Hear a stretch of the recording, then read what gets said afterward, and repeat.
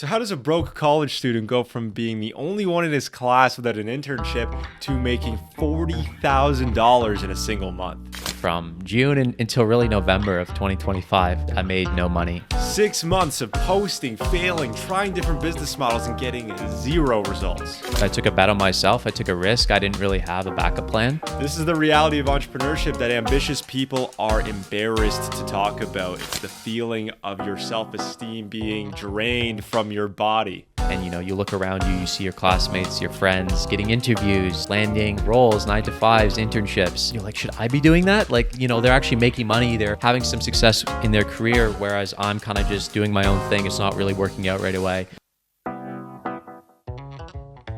I looked at my Stripe account and it was like a $12K and an $8K payment in the span of one day. So I think that was really the moment where I was like, holy shit, I just made more than 4 months of working at my old job in one day. Jack Mason from Longevity Penguin. Thanks for coming on. No, thanks for inviting me. It's awesome to be here again. Absolutely. Welcome back. Yeah, it's been, I guess, 2 years. So I'm excited to kind of talk about the update and the progress since we last spoke. 100%. Sure. So the old VoV was very community-centered. University of Toronto podcast. Of course, you went to the University of Toronto as well. Mm-hmm. But now we're moving on to bigger and better things. Both graduated. Yes. What I want to hear to start is how you took Longevity Penguin from 2024, where it was more of a motivational theme page. Mm-hmm. Now it's this successful business. What's happened in those 2 years since we've seen each other? How do you go from a college student, going through classes, trying to get videography gigs, to now a pretty sweet situation where you can kind of work from your own place and set the pace of what you do? Yeah. Honestly, a ton has happened. I think, as you said, I was doing a lot of videography, trying to grow my videography business. And so, after we spoke, I kept doing that. I scaled that up. I got more videography clients, and then one of my clients actually hired me kind of right after I graduated into kind of a creative director, videographer, editor role. Yep. And so right after I graduated, I kind of jumped into that role. And so I was pretty pumped to be doing that. I was making decent money. But I still, deep down, I wanted to have my own business and, not necessarily work for a boss. And I also didn't want to edit or be behind the camera. I always had this goal to be in front of the camera, which is, how I grew my brand originally, was doing push-ups and stuff like that, being in front of the camera, talking to the camera. So after a few months of, that job, I basically quit. I took a bet on myself. I took a risk. I didn't really have a backup plan, but I knew what my dream life was, and that was a life that had time, location, freedom. Mm-hmm. And so the way that I knew that I could get there was starting an online business. And so the easiest solution to that was coaching consulting. Yep. And so I started that up in kind of June of last year, and for about 6 months there, completely failed. Yeah. I invested in mentors. I posted every day.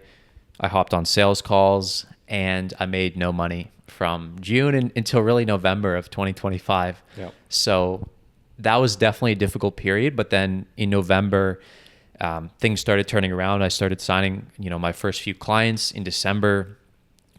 School of Hard Knocks reached out to me. So they're a pretty big media company. They have 20 million followers. And so they found one of my videos and reached out and said, hey, your brand looks cool. Do you want to, come coach for us? And so that was some extra momentum, started getting clients through that. And then really in February, as you mentioned, the business just took off, and I scaled up to really 40K cash collected. Yep. With really high profit. So that's been kind of the overview of the journey. I spent a lot of time failing, and then in a short period of time, it kind of all took off. Absolutely. So I want to take it piece by piece here, where we got a lot of time here to talk. For the university student who is entrepreneurial, like you are, like I am, who knows that maybe the traditional path isn't the best fit for them. And that's actually a change I've made in how I talk about the issue. Before, because I was so excited, maybe you can relate to this, because I was so excited about discovering this new path, this alternate sort of, career that you can pursue. Mm-hmm. I wanted to tell everybody. I was like, guys, it doesn't need to be this way. Traditional university, there's a better way. But as you go on, you realize, no, actually, traditional university is the right path for a lot of people, and there's nothing wrong with that. But for some people, they have an ambition, a drive, and maybe just a desire for something different. So for that student, you have to place yourself in your shoes 2 years ago. What kind of struggles were you facing? What was pushing you really at the time? Because once again, a lot of us, when we start out, are kind of directionless. Even if we think we know what we're up to, it's like we're just testing a lot of stuff. Yeah. So take me back to back then, where you don't exactly know how you're going to make this work. You don't even know what you're trying to make work, but you got to do stuff. You got to act in the world, and eventually you take small steps and you get to a point where here we are today. So what were the things you were doing back then? Yeah, no, I think you nailed it with the testing and just trying out a bunch of different things. Like, I tried so many different business models in university.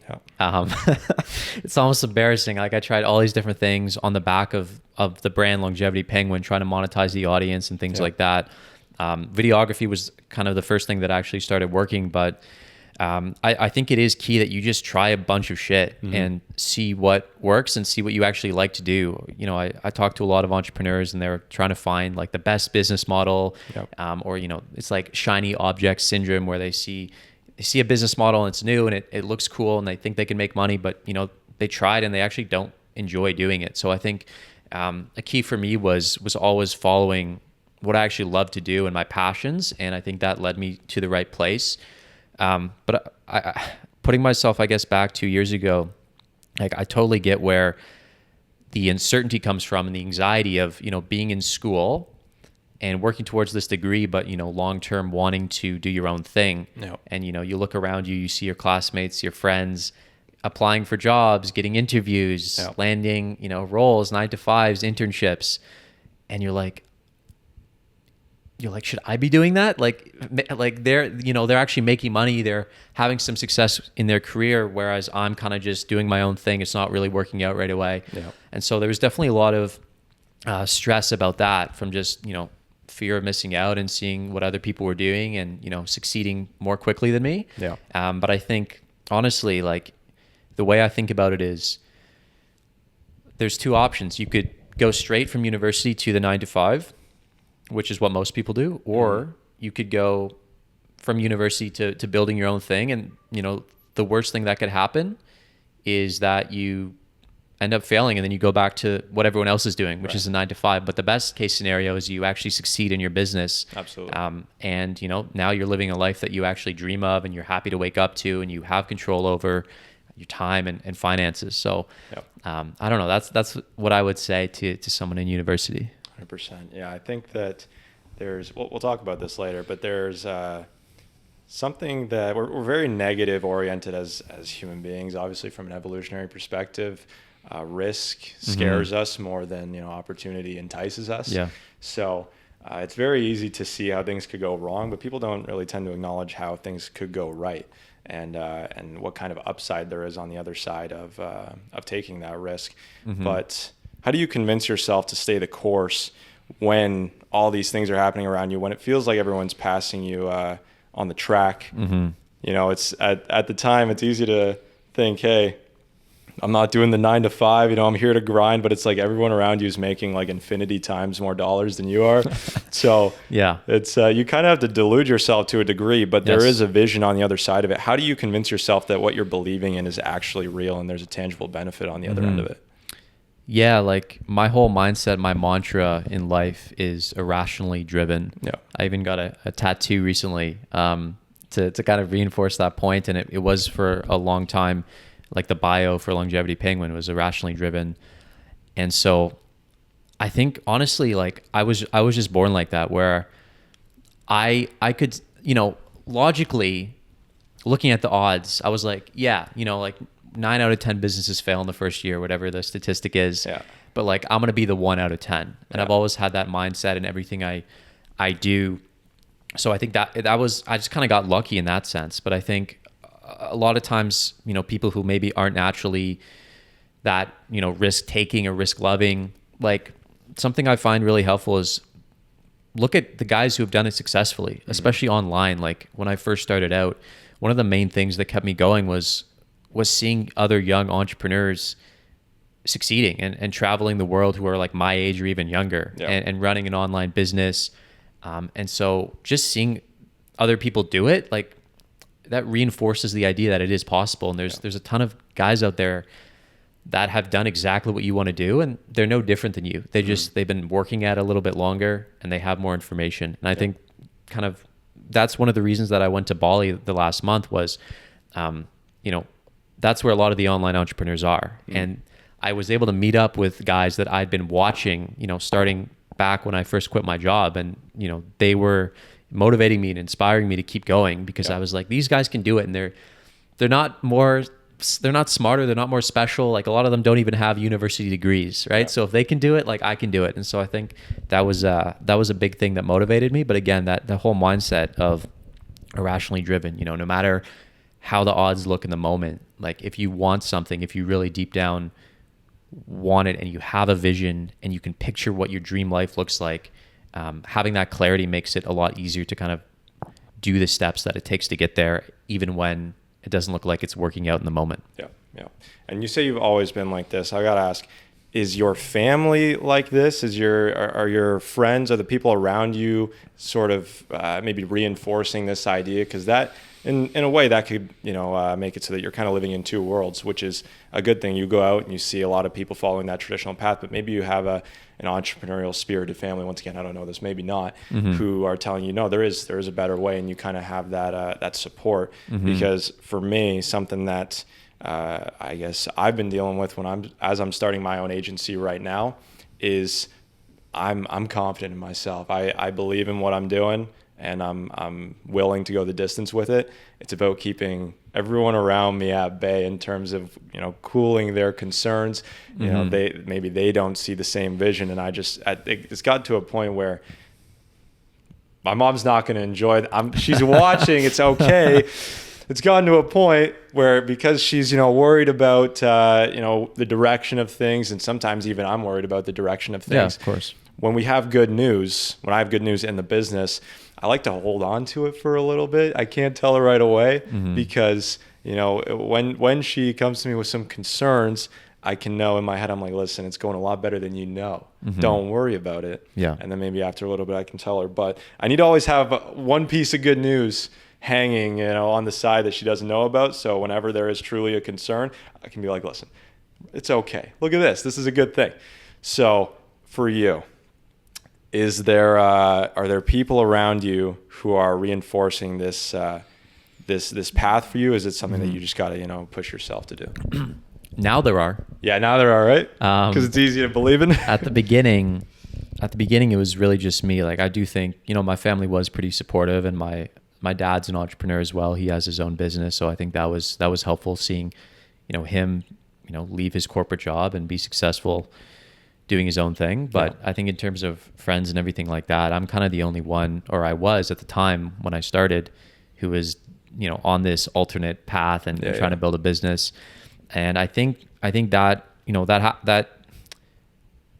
that lasted for months and months, honestly, until a few months ago when I started actually being successful. And then once you start getting a little bit of success and motion, then other people want to be around you more. And you naturally find that group of people who are also, entrepreneurs and on a similar journey. And I think the last couple of months, I've been exposed to so many more people who, entrepreneurship is just natural to them. They've been running businesses for years and traveling the world. And it's kind of like being a digital nomad, for example, was totally normal.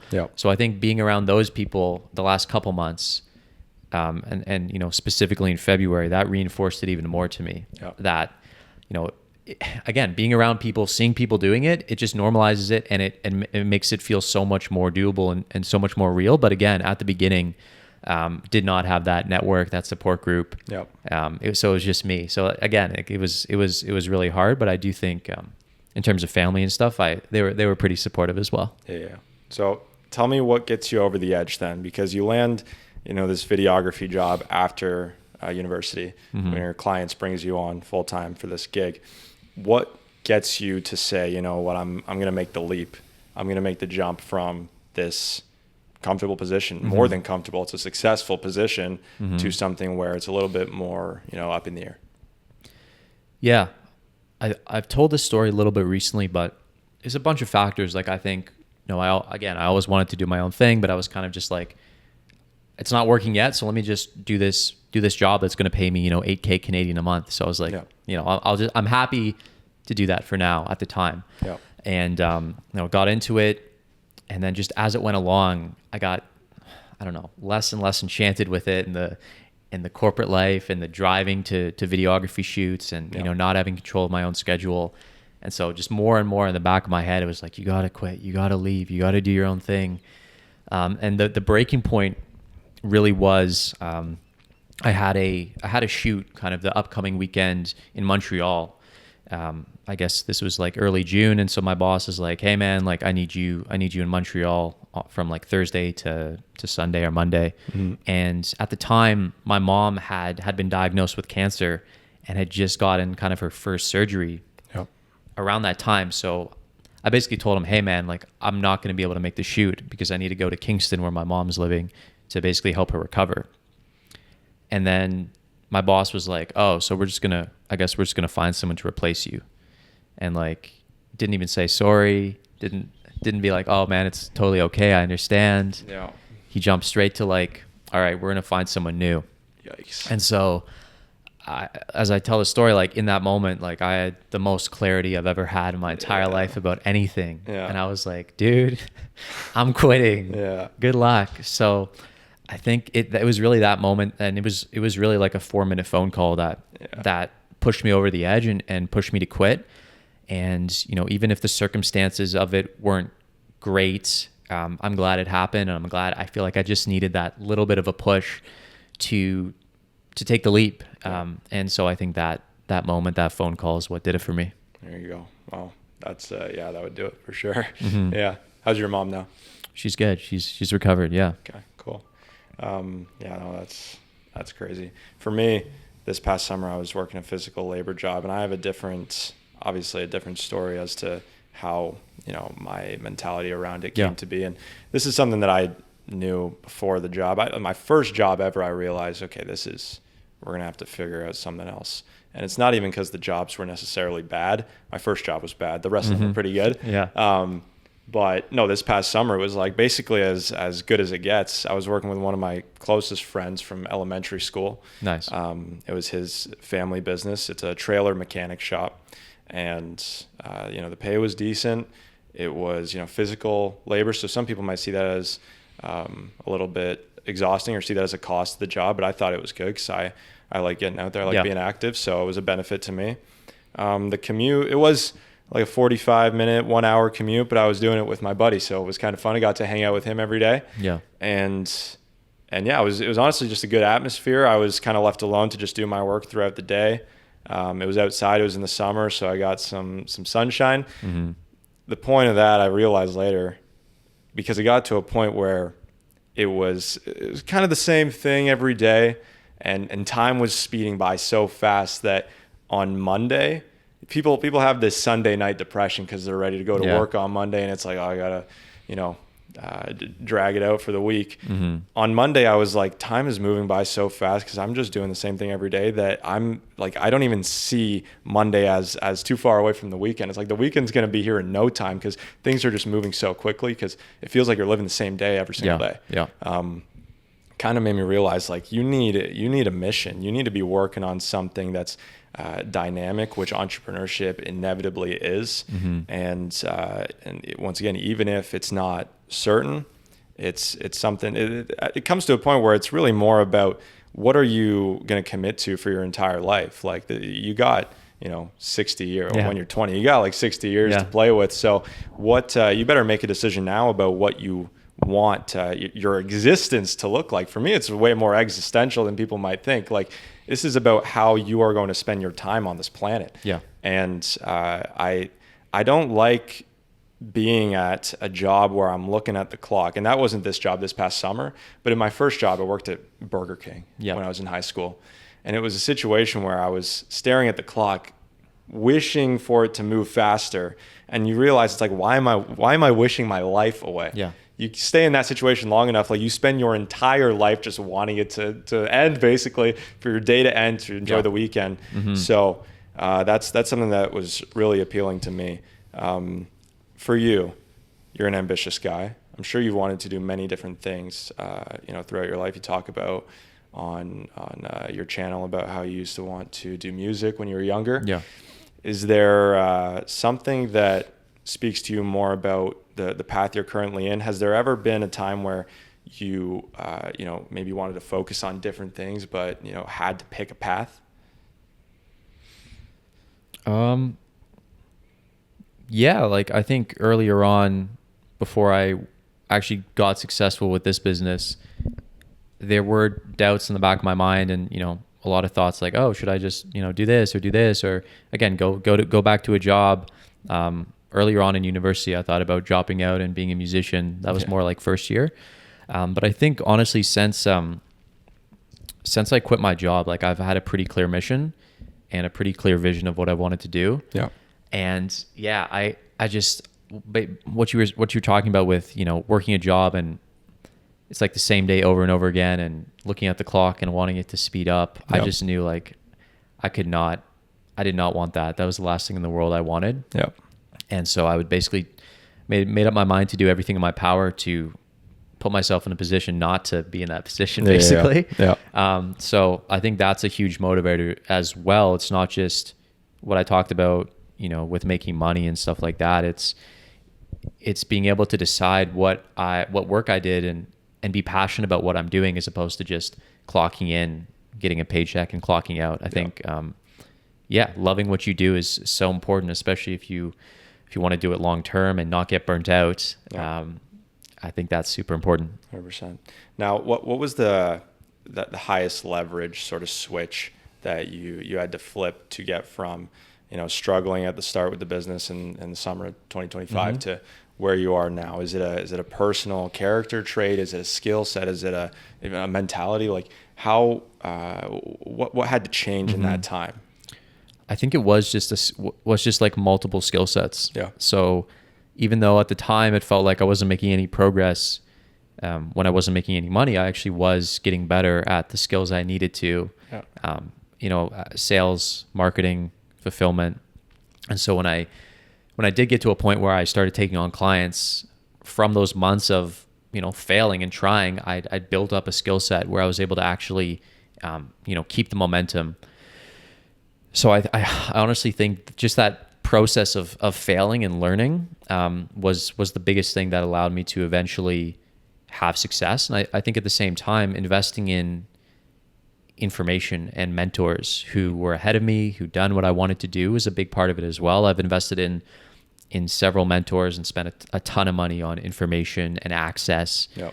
And I think that's been a huge part of it, is finding someone in a specific area of the business that I'm not as good at to help me with that area of the business, whether it's, storytelling, monetization, things like that, where I'm pretty good, but these guys are specialists. So I think that was like the second part of really finding the right people to surround myself with and to consult with on a regular basis. Yep. And, if I have a problem with the business, I could come to them and they'd already experienced it. Yep. And could tell me what to do or give their thoughts based on their experience. I think that was super beneficial as well.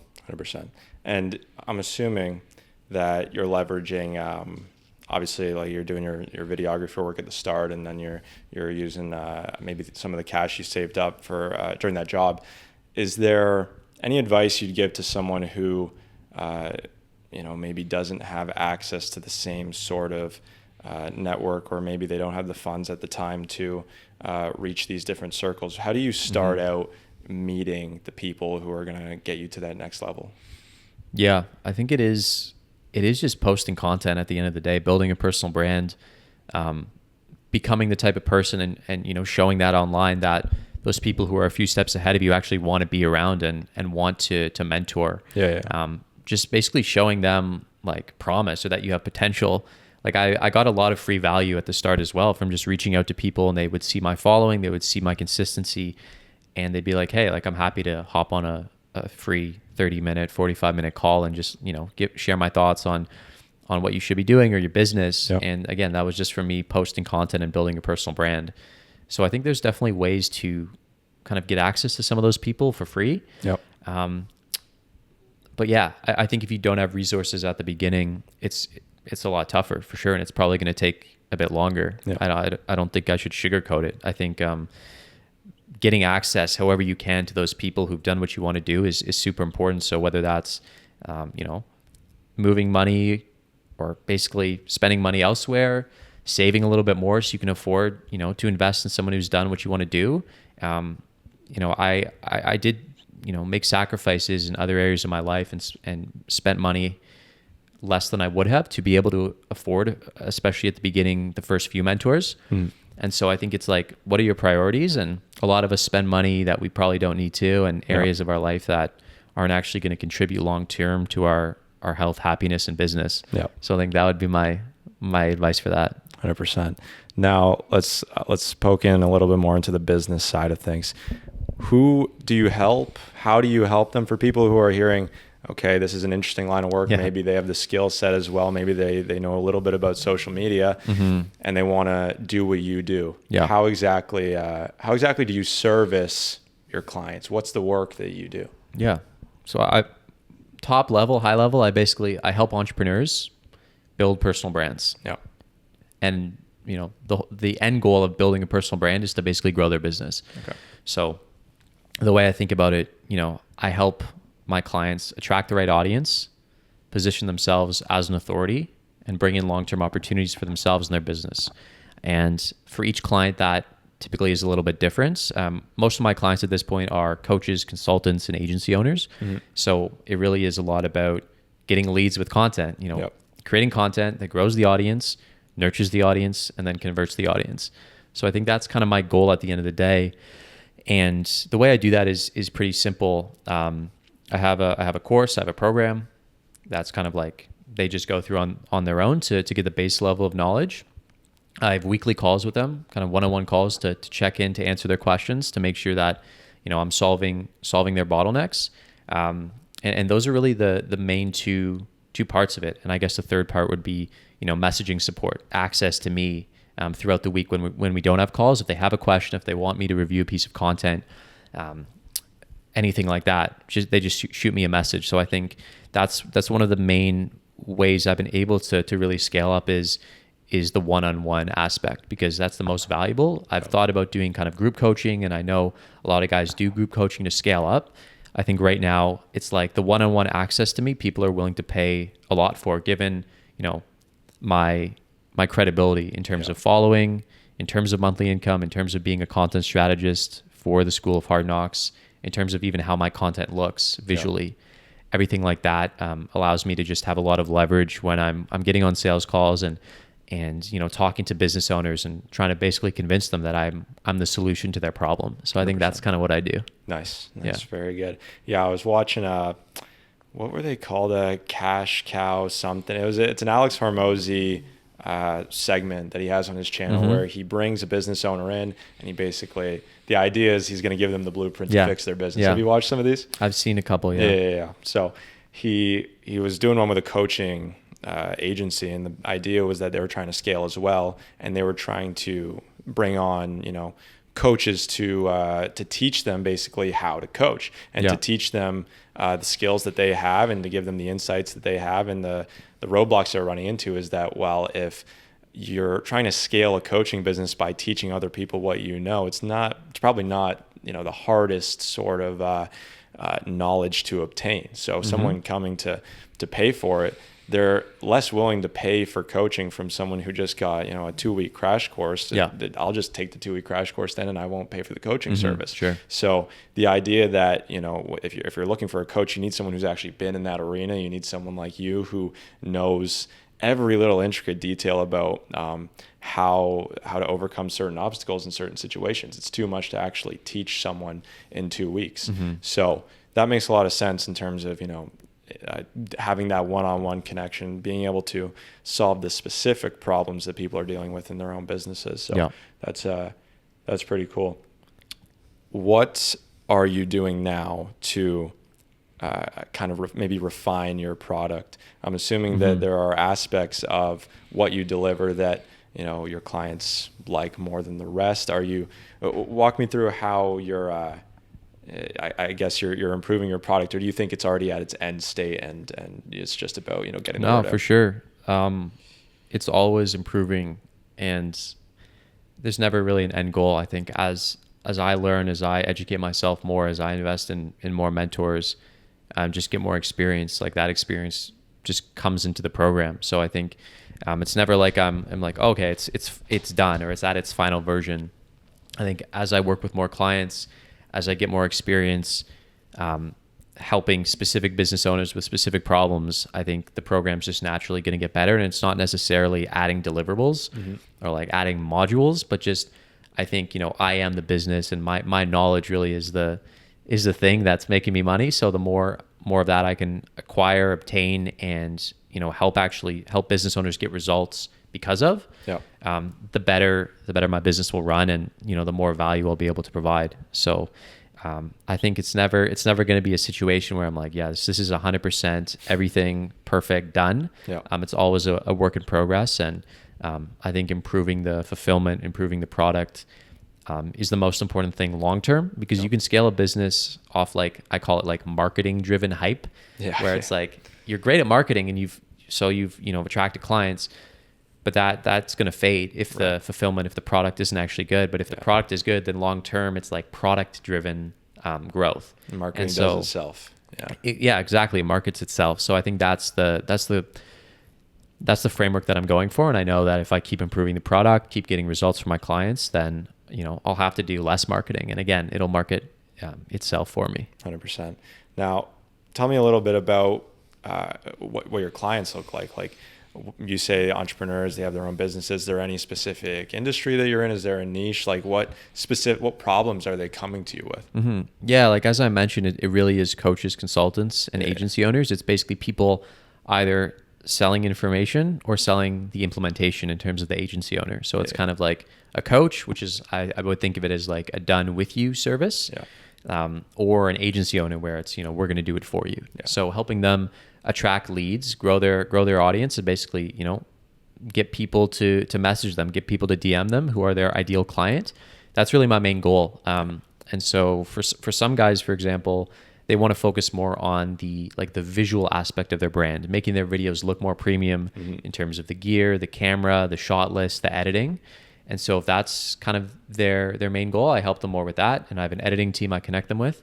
But some guys are like, hey, I honestly don't care about the quality as much. I really just, you know, want content that converts. And so in that case, it's a little bit of a different strategy. We're not necessarily focused on the visual branding, but more the content strategy behind it. So obviously it is completely unique for each client, but a lot of the same problems come up because I'm kind of working within those three niches, which are pretty similar. Got it. Okay. And the niches for their agencies don't necessarily affect your work. Like if they're, you know, a fitness coach, or if they're a salesperson, it doesn't change how you approach, well, a little bit approach, but like it doesn't change the work that you got to help them with. It doesn't change the work. I think it would change the strategy that I help them with. But whether it's fitness, whether it's, you know, a marketing agency, whether it's even real estate, like it's kind of the same process on my end, and I have a framework that works. So I don't try to stray too far from that. And I think a coach is a coach, and coaches all have kind of similar problems. And I'm a coach myself, so I know a lot of those problems pretty well. And so I think that's another thing that's helped me scale, is by focusing on kind of those coaches, consultants. Like that's the area that I have the most expertise in, and I've scaled a coaching business. So if coaches, you know, see that I'm doing more than them a month, it's like, wow, he's kind of doing exactly what I want to be doing. And so that's just more leverage in terms of, you know, getting them as clients, basically. There you go. Tell me about the School of Hard Knocks. How did this come about? This is a huge brand. Most people have definitely seen the clips before. What can you tell us about that relationship? Yeah, it's been awesome. So I started working with them in November of 2025. And it really, really happened because I had a video go viral that was like, you know, in the video, I basically said, my content looks better than 99% of creators on Instagram. And then I basically, walked people through how to make better content. And the video blew up. I think right now it's at like 170K views. And one of the 170K viewers was this guy who worked with the School of Hard Knocks. And he reached out to me. He messaged and he's like, hey man, have you heard of the School of Hard Knocks? And I was like, yep. And he's like, we're looking for coaches to come coach content. Are you interested? And I was like, yes, of course, man. And so the brand so I that's jumped on a call. Shaq, so I jumped on a call with one of the other co-founders, Jack, actually. So Jack and his brother James is kind of the main guy who's in all the videos interviewing the guys. Jack is more on the back end. So I jumped on a call with him. He told me about this offer that they were launching, which was one-on-one coaching, because up until that point, they had a content community, but it was just group coaching. And so they're like, okay, we want to start this one-on-one coaching where, each client gets access to a one-on-one coach.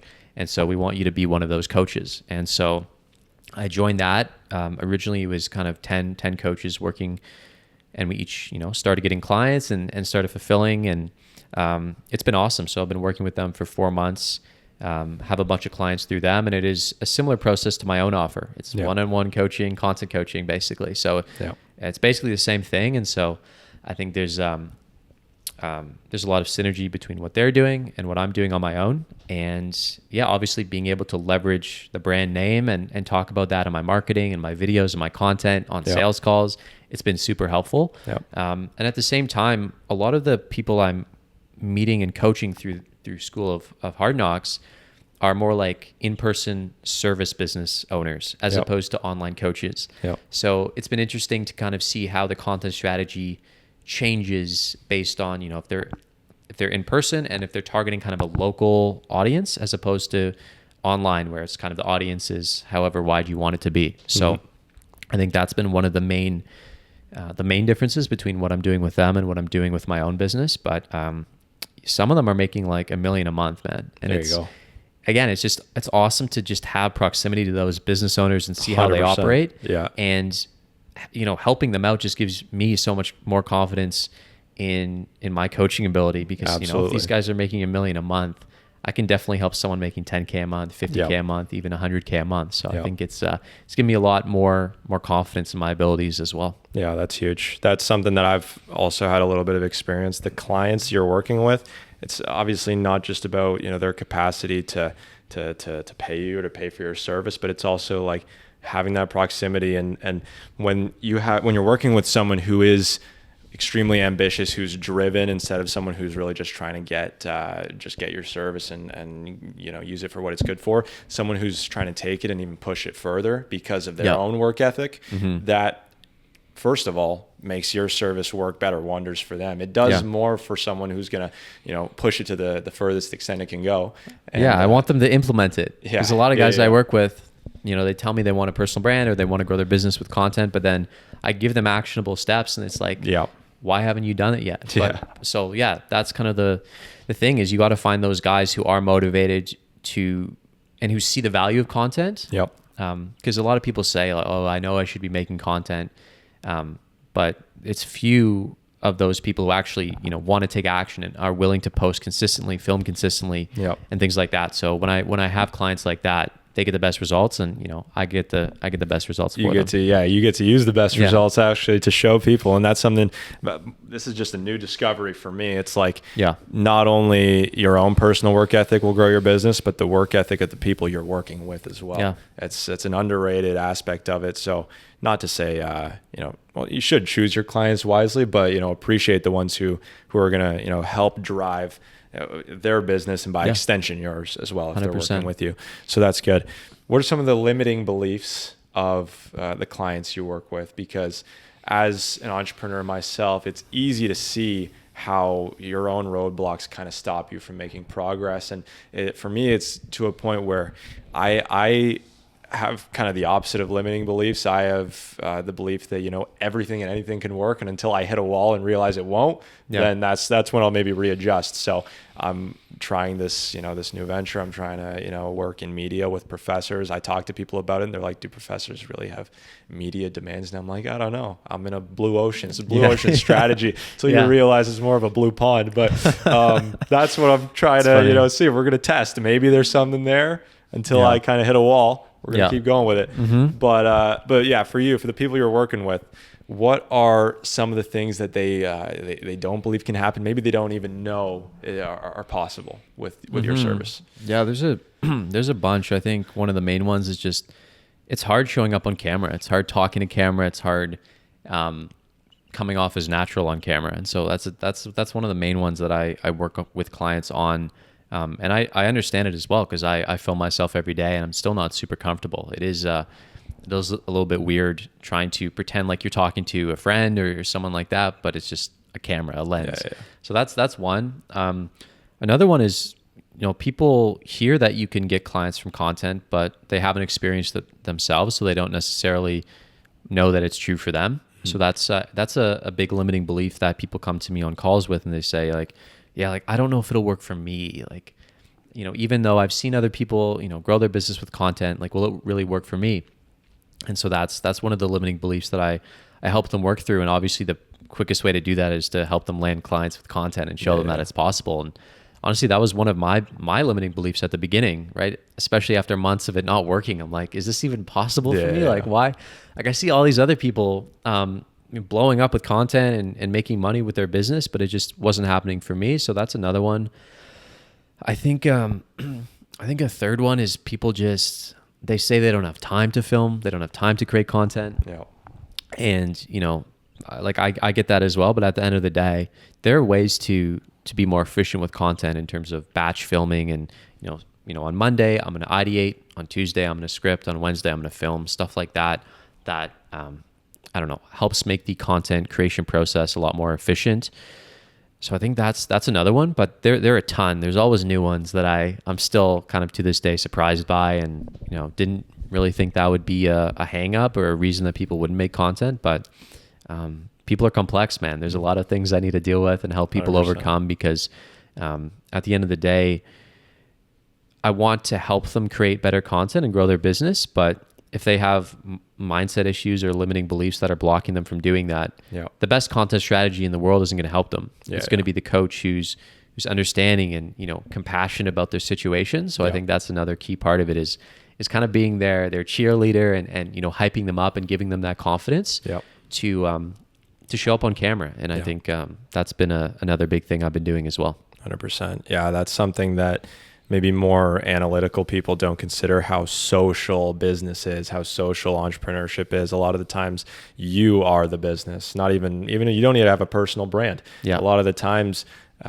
people's willingness to work with you, it's partly results, but it's a lot of results actually. But a lot of it is also who you are as a person. Are you going to be easy to work with?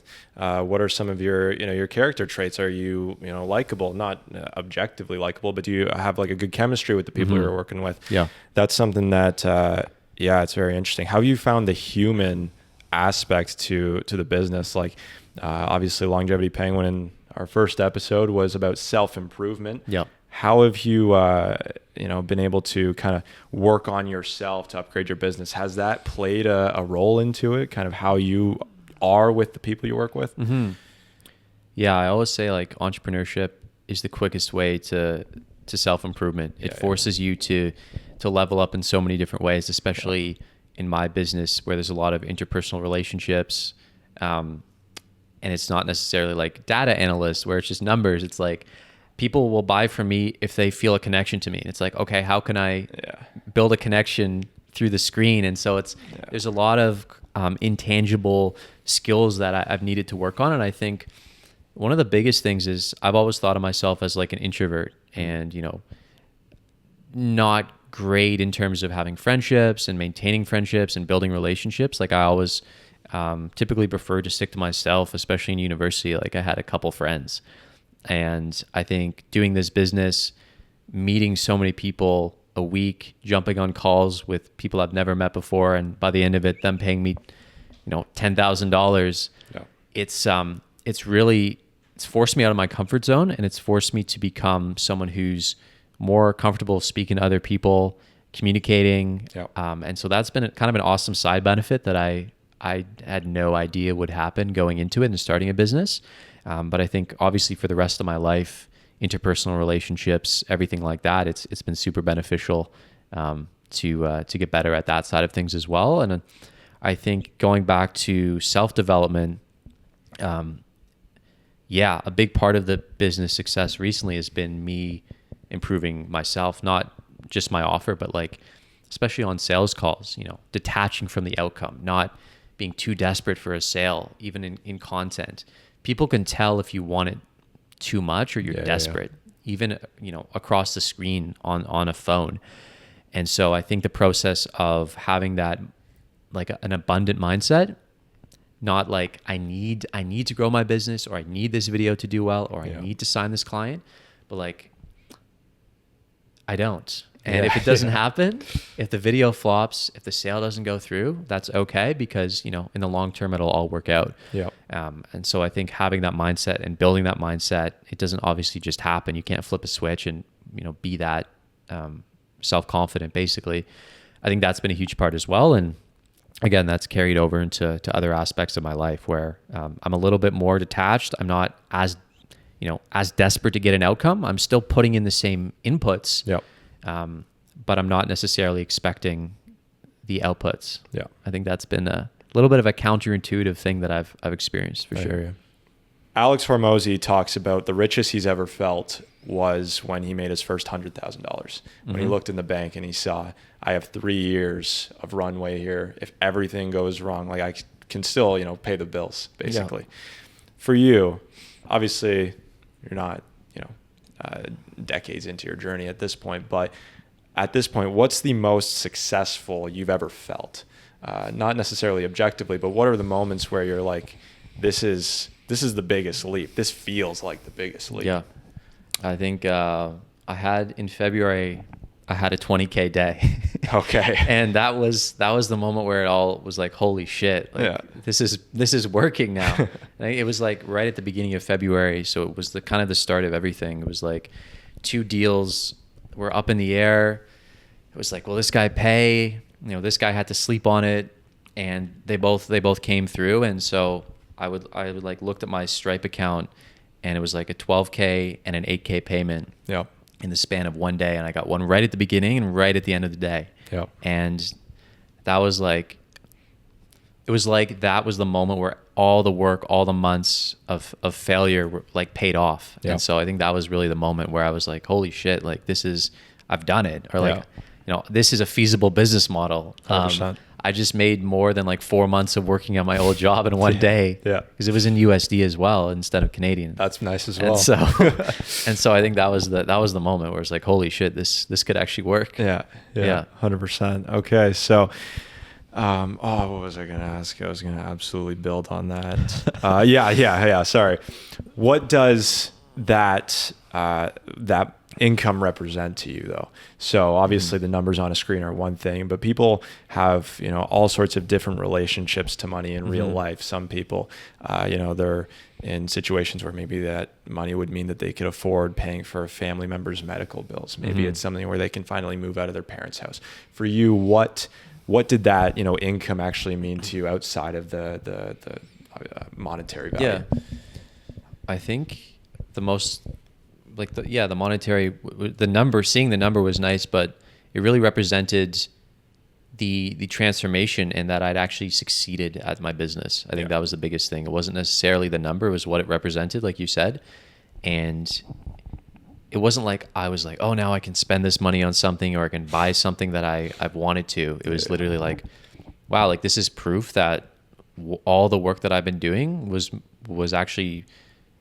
moving me in the right direction. And so I think it's not overly complex. It's literally like this payment, this day symbolizes all the work that I put in so far. And it shows me that I've been doing something right. And it shows me that, the future, I basically unlimited potential, I think was the second part. Like if I can make 20K in one day, how much can I make in a year? 100%. And so I think there was that side of things as well, looking into the future and try not to get too excited about the potential, but really being optimistic about, now I've figured it out finally and I'm on the right path. 100%. Yeah, that's awesome.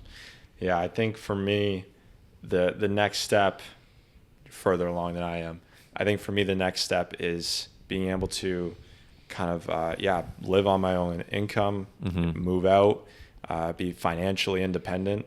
That might not be the point where I can breathe. I keep having this moving goalpost of what it actually means to be an entrepreneur. Yeah. Before I even started my business, before I had any clients, I said that to be an entrepreneur is to, you have to make your first dollar in business, and then you can call yourself that. And I made my first dollar and I'm like, this is absolutely not an entrepreneur. No, I'm nowhere close. So I keep having this moving goalpost. Maybe, at this stage, it's like, okay, I got to be financially independent. Then I'll be an entrepreneur. And then at that point, I might still be completely, I'm not going to have that abundance. I'm not going to have a safety net at all. So that'll be another moving goalpost. Yeah. But how has the success, but probably more so the struggles of entrepreneurship affected you outside of the business? How has that helped you grow in certain ways, but then also made you question things in other aspects? Mm-hmm. Yeah, I as I said, I think the failure taught me more than the successes. Yeah. I think the most important thing in life is, I could lose everything tomorrow and I still have the mindset that I could get it back. And so I think just the process of going through the struggle, once you go through that and you actually start seeing results, then it just means so much more. And if someone just gave me $20,000 instead of me working 8 months for it, it would have meant so much less. Yeah. And so I think the process of working and grinding and failing at something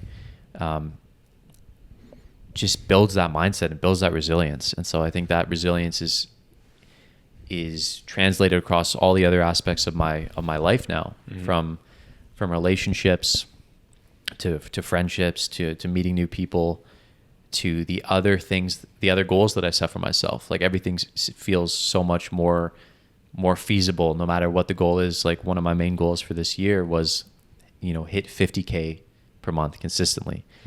And, I almost did that in February, but I'm like, that feels so doable now. Whereas at the beginning, it was like, here's my crazy goal that I hope I can hit by December. It's like by February, I almost hit it. Yeah. So I think, I'm just a more confident person in the rest of my life.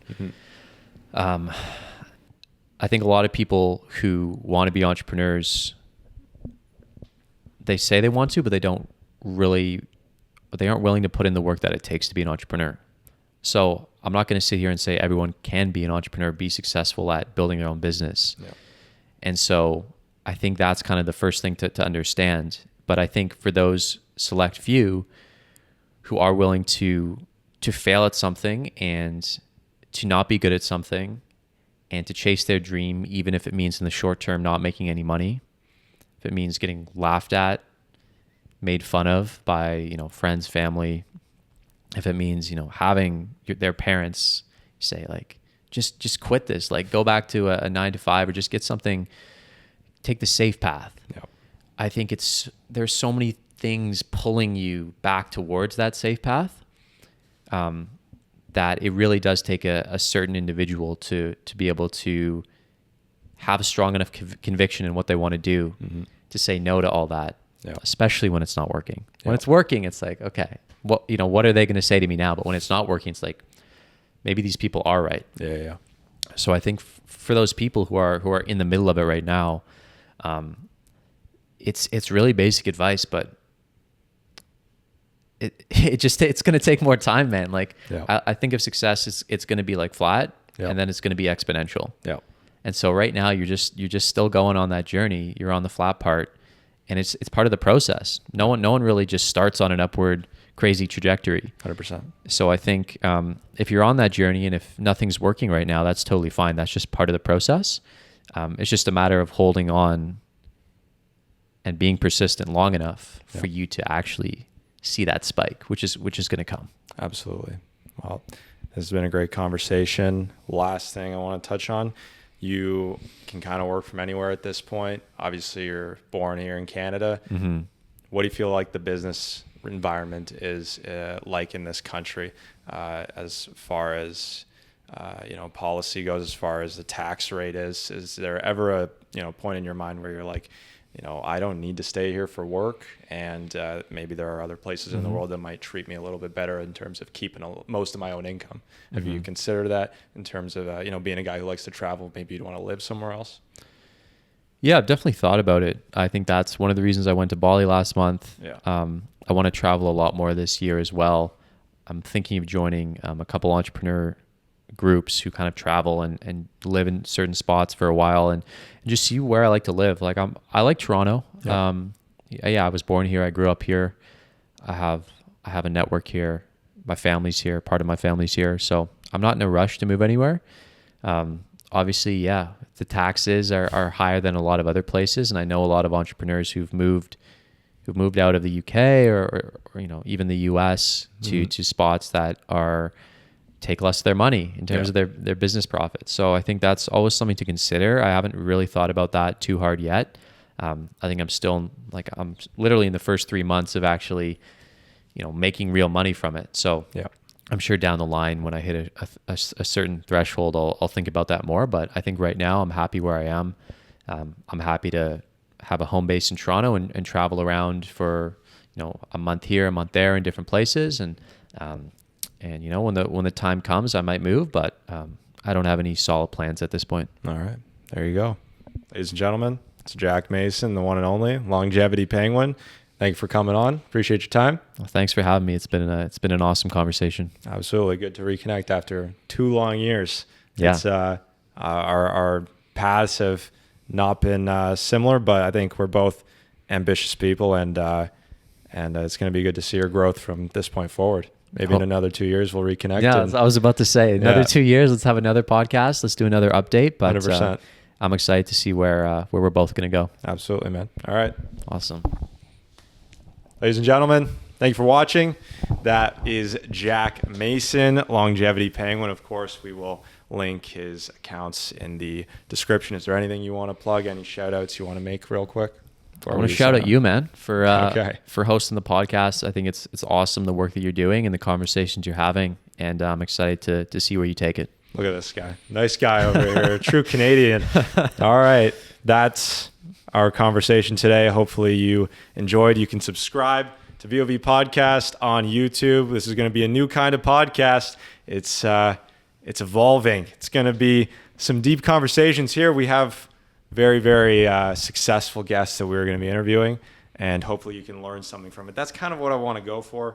I want to speak with people who have some authority on their own industry, on their work. Something that I struggled with VoV. I'm very passionate about a lot of topics, especially social topics, political topics. You get deep into a conversation, you realize you don't know shit. I'm like, I don't know what I'm talking about. I care about these things.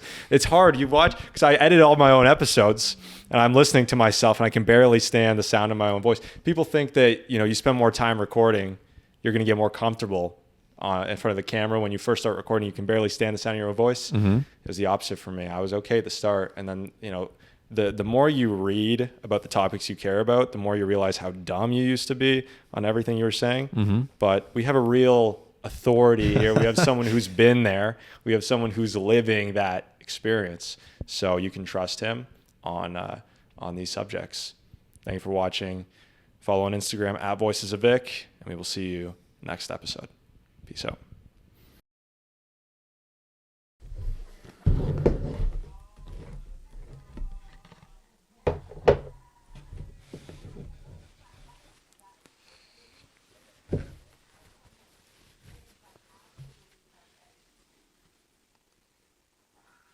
It's a Longevity Penguin t-shirt. Irrationally driven, the state of striving for excellence despite all odds. Exclusive, by the way. He doesn't sell these anymore, so if you want it, $50,000, $40,000, $40,000. Hit me up.